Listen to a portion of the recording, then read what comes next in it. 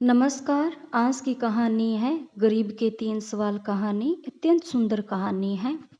एक लड़का इतना गरीब था कि वह हर रोज़ खाने के लिए भटकता था और कहीं न कहीं से खाना इकट्ठा करता था, पर हर रोज़ उसका खाना चुर गायब हो जाता था। एक दिन उसे पता चला कि उसका एक चूहा खाना चुराता है, तो उसने उस चूहे को पकड़ा और उससे पूछा कि, "तुझे पता है मैं कितना गरीब हूँ? फिर भी तू मेरा खाना चुराता है, अगर चुराना ही है तो किसी अमीर का चुराना।" तो वह चूहा बोला कि तेरी किस्मत में जो चीज़ें लिखी हैं, तुम्हें वही मिलेगा, भले तू कितनी भी कोशिश कर ले, भले तू कितना भी धन इकट्ठा कर ले, उसे अपने पास नहीं रख सकता। यह जानकर लड़के को आश्चर्य हुआ कि ऐसा कैसे हो सकता है? तो चूहे ने कहा कि अगर तुझे जानना ही है कि तेरी किस्मत में क्या लिखा है, तो भगवान बुद्ध के पास जा और वही तुम्हें बता सकते हैं कि तुम्हारी किस्मत में क्या लिखा है। इसलिए वह लड़का भगवान बुद्ध से मिलने के लिए निकल पड़ा। चलते-चलते बहुत रात हो गई थी, इसलिए रास्ते में उसे एक हवेली दिखी। उसने उस घर वालों से एक रात रहने के लिए इजाज़त माँगी, उसे इजाज़त मिल गई।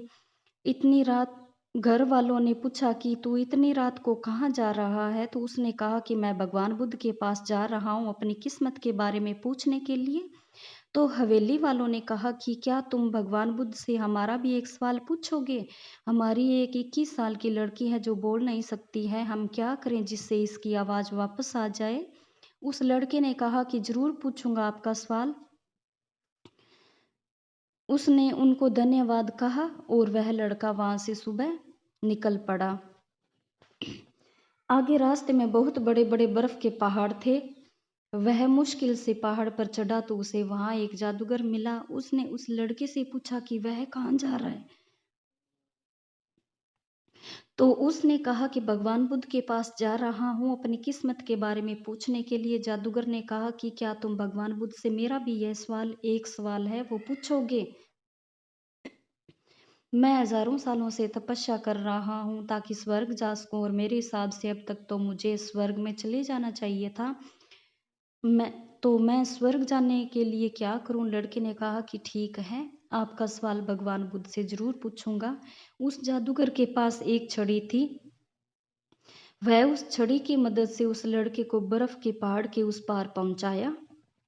जब वह आगे बढ़ा तो उसके सामने बहुत बड़ी चुनौती थी कि वहाँ बहुत बड़ी नदी थी। वह उसे नहीं पार कर सकता था। तभी उसकी मुलाकात एक विशालकाय कछुए से हुई। कछुआ उसे लेकर जाने के लिए तैयार हो गया। फिर कछुए ने भी उसे वही सवाल पूछा कि तुम कहाँ जा रहे हो?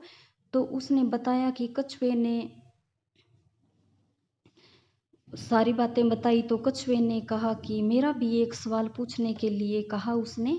मैं 400 सालों से ड्रैगन बनने की कोशिश कर रहा हूँ पर अभी तक नहीं बन पाया। मैं ऐसा क्या करूँ जिससे मैं ड्रैगन बन जाऊँ? इस लड़के ने कहा मैं आपका सवाल ज़रूर पूछूँगा। कछुए ने लड़के को अपनी पीठ पर बिठाकर नदी के उस पार पहुंचा दिया। आखिरकार लड़का भगवान बुद्ध के पास पहुंच गया। वहां बहुत सारे लोग थे। बुद्ध ने कहा कि एक व्यक्ति के केवल 3 सवालों के जवाब दूंगा। लड़का परेशान हो गया, उसे तो 4 सवाल पूछने थे। वह सोचने लगा कि उसे कौन-कौन से सवाल पूछने चाहिए। उसने कछुए के बारे में सोचा कि कछुआ 400 सालों से ड्रैगन बनने की कोशिश कर रहा है। जादूगर कई सालों से स्वर्ग जाने के लिए तपस्या कर रहा है। और वह लड़की बिना बोले अपनी पूरी ज़िंदगी कैसे निकाल सकती है? फिर खुद के बारे में सोचा कि मैं तो सिर्फ़ गरीब हूँ, मैं तो माँग कर भी अपनी ज़िंदगी निकाल सकता हूँ।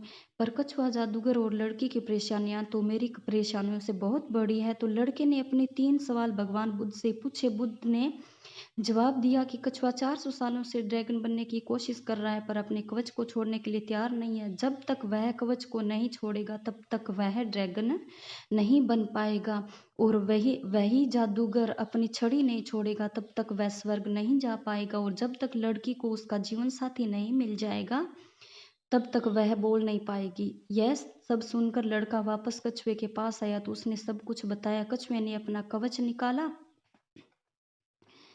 वह जैसे ही कवच निकाला उसमें कीमती मोती निकले। वह मोती कछुए ने लड़के को दे दी। वह ड्रैगन बन गया। फिर जादूगर के पास गया, सारी बात बताई तो जादूगर ने अपनी जादू की छड़ी छोड़ दी, लड़के को दे दी। वह स्वर्ग में चला गया। उसके बाद लड़का उसी हवेली में गया जहाँ उसने वह रात गुजारी थी।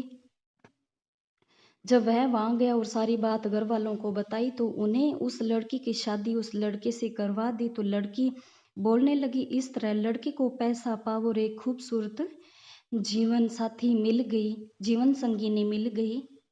जीवन में कुछ पाने के लिए कुछ खोना पड़ता है। जब तक जादूगर ने छड़ी नहीं छोड़ी उसे स्वर्ग नहीं मिला। जैसे ही जीवन में कुछ बड़ा करने के लिए अपनी सुविधा क्षेत्र से बाहर जाना होता है, पानी का जहाज सबसे ज़्यादा किनारे पर ही होता है। पर जहाज किनारे के लिए नहीं बना है, वह बीच समुद्र में लहरों को चीरता हुआ आगे बढ़ने के लिए बना है। इसलिए जीवन में कुछ बड़ा करने के लिए रिस्क तो लेना ही पड़ेगा। धन्यवाद।